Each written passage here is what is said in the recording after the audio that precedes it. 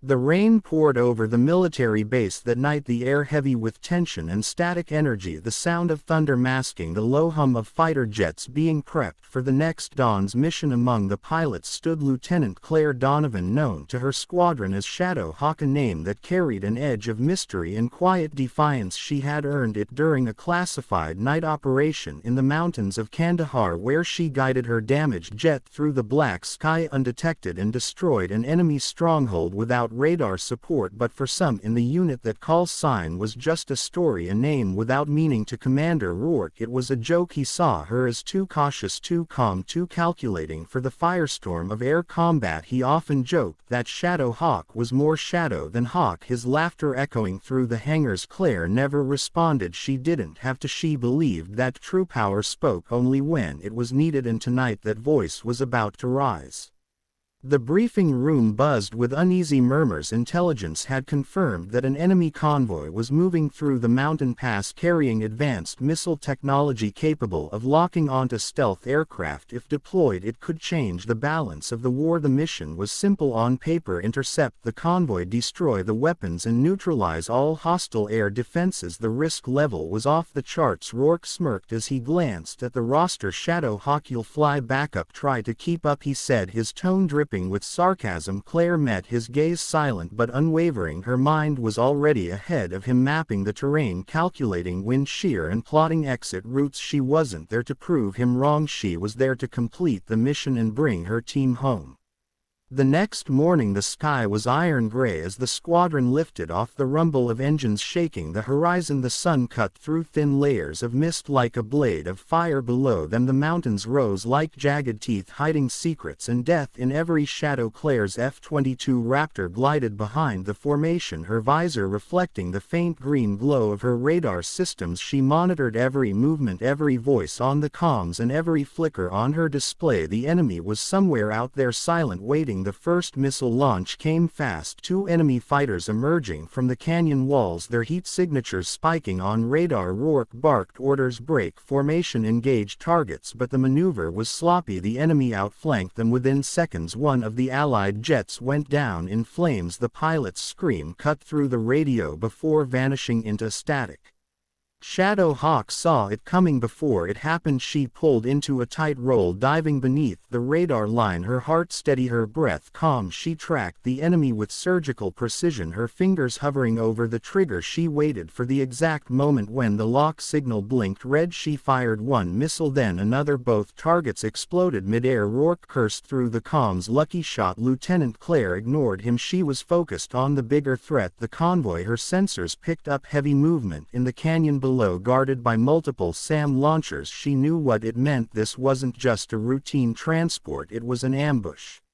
Within minutes, enemy reinforcements poured into the sky, 5, 6, 7 fighters circling like vultures. The radio crackled with chaos, requests for backup, screams of panic. Rourke's jet took a hit. He ejected, vanishing into the smoke and fire. The command chain was broken. For a moment, silence filled the airwaves. Shadow Hawk, you're the ranking pilot now. What's your move? A voice asked. Claire didn't hesitate. All units regroup. On my mark, she said, her tone cold and decisive. Drop altitude, use terrain for cover. We're not fighting their numbers.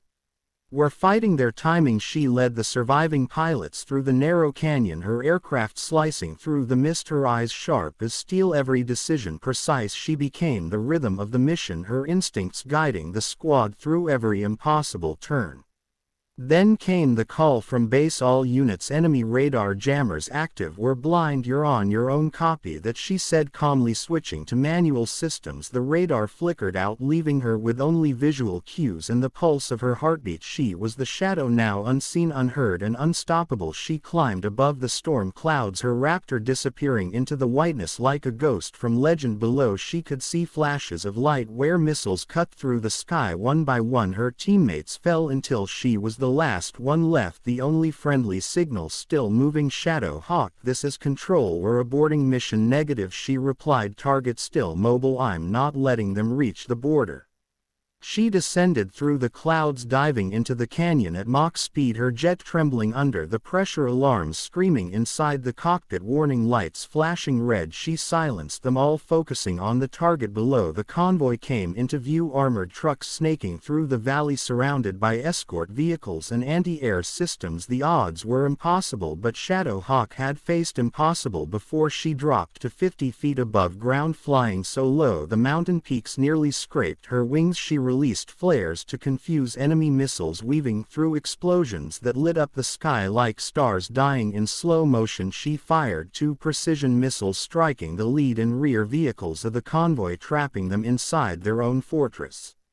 Enemy fighters dove in from above, their guns lighting up the night. Claire pulled a hard roll, dodging the onslaught by inches. She retaliated with a burst of machine fire, one down then another, her breathing steady, her eyes locked on the final transport truck carrying the missile warhead. As she approached, a direct hit from enemy fire ripped through her left wing. Flames licked across the fuselage, alarms blared again, but she stayed on course, her hands steady on the controls. "I'm not done yet," she whispered to herself. She armed her last missile, but the targeting system failed. She would have to guide it manually. She switched to manual override, adjusting angle, wind speed and distance, her mind calculating faster than any computer could. The missile locked. She fired it and pulled up hard into the sky. The explosion below shook the mountains, the convoy obliterated in a wave of fire.